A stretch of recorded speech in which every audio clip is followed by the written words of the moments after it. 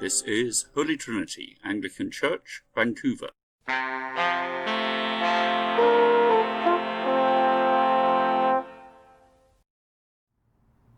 In the 1970s, Britain was in a mess. There was the 3-day week, there were power cuts, and there were strikes. Who was the most powerful person around? It felt like that was the shop steward. Everybody out! Demetrius, the silversmith in Acts 19, would have made a good shop steward. He calls together the craftsmen and workmen in related trades. Doesn't that sound like a good name for a trade union? And what he says is effective in whipping them up into a fervour. Verse 28. When they heard this, they were furious and began shouting, "Great is Artemis of the Ephesians." Soon the whole city was in an uproar. What had Demetrius said? He starts off with the truth of the matter. Verse 25. Men, you know we receive a good income from this business. This business being making silver shrines of the goddess Artemis. Then the problem is stated. Verse 27. There is danger that our trade will lose its good name. Is that really the issue? Surely it's not so much a case of good name as good income. There is a danger that we will lose our good income. Demetrius is on a roll, though, and so he adds more egg to the pudding. The temple of the great goddess Artemis will be discredited, and the goddess herself will be robbed of her divine majesty. I suppose that's the problem with man-made gods. They are kind of vulnerable, which is why they need burly silversmiths and the like to protect them. And so the cry goes up, "Great is Artemis of the Ephesians." Seemingly it spreads like wildfire, and soon the whole city was in an uproar. I said last week that I thought that Luke had a sense of humour when he wrote Acts. I see more evidence of this in this week's passage, verse 32. The assembly was in confusion. Some were shouting one thing, some another. Most of the people did not know why they were there. The man on the soapbox posed the question, "Why are we all here?" To which the man at the back of the crowd shouted back, "Because we're not all there." Kate asked me last week for an article for Topic, the diocesan newspaper. I suggested good things that might have come out of this coronavirus episode. Might part of that be a certain introspection? We can be so used to buzzing round doing things. Perhaps it's not an altogether bad thing to have a period when we contemplate being as well as doing. On the 15th of March, Miles wrote, "Now setting off for a hermit spot in Cornwall for 3 days. Locusts and wild honey, stones thy pillow, earth thy bed. I suppose this is what is now called self-isolating. Isn't that what Lent is all about?" And on the 20th of March he wrote, "A nice thought re self-isolation from the Archdeacon of Taunton's sermon last week. The shallow end of the swimming pool is always the noisiest. I suppose I ought to be paying Miles commission for these bon mots. He feeds me my best lines." Why are you here in church today? I know why I'm here. I'm here because I believe that Jesus is the way, the truth, and the life, and no one comes to the Father except through him. And because as an alternative. Eternity is a long, long time to spend being miserable. Imagine the most down moment you've had, the most painful. Then multiply it in intensity and duration. Why are you here today? I know why I'm here. Because Jesus is the way, the truth, and the life. And belief in him is the way to eternal life spent in his presence. The only way. The assembly was in confusion. Some were shouting one thing, some another. Most of the people did not know why they were there. Isn't the root cause of the confusion the mixed motives of Demetrius and his ilk? Even if they were genuine in their concern for Artemis's welfare, look at the order in which they put things. There is a danger that our trade will lose its good name, and also that the temple of the great goddess Artemis will be discredited. It's pretty clear where their priorities lie. Artemis is an also-ran, a means to an end, making money. Back to Miles Quick.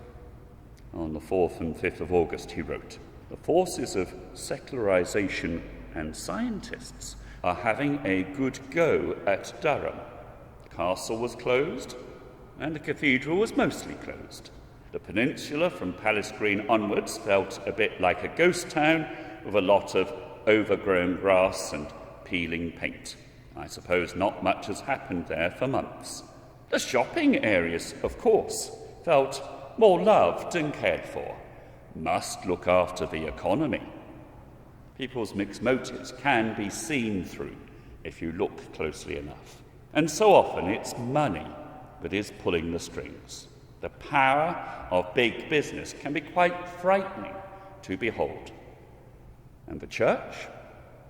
It has saddened me to see how readily it's been relegated to being an also-ran over recent months, even by church people. Joyce sent me a link to a 2016 TED Talk. It was about a study conducted since 1938 that aimed to find out what makes for a healthy and happy life. The speaker contrasted the study's findings with a survey of current-day young people, 80% of whom said they wanted to get rich, and 50% of whom hankered after fame. By contrast, that Harvard study deduced that the key to happiness is found not in money, but in relationships. As Joyce said, keeping a daily relationship with the Lord makes a good life. That relationship has the highest value. A fellow clergyman described Vancouver as a godless city. I think he's wrong. I perceive Vancouver as a city of many gods. And these gods are able to coexist because they feed on one another. Perhaps supreme, perhaps unifying, are the gods of image and money. The trouble with Christianity is it cuts across this. It's an uncomfortable bedfellow or stablemate with other such gods. Jesus said, "No one can serve two masters. Either he will hate the one and love the other, or he will be devoted to the one and despise the other. You cannot serve both God and money." Jesus also said, "Every kingdom divided against itself will be ruined, and every city or household divided against itself will not stand." Time and time again, in our studies in Acts, we've seen how the gospel provokes opposition. The gospel must be deeply personal. I believe, but it can never be private, for it impacts, it grates against all other focuses of attention. You can't have gospel faith in private and not do God in public. If Jesus is king, and he is, there's no room for worship of other gods, be they money, sex, self, or anything else. Human pride and earthly glory, sword and crown betray his trust. What with care and toil he buildeth, tower and temple, fall to dust. But God's power, hour by hour, is my temple and my tower. Amen.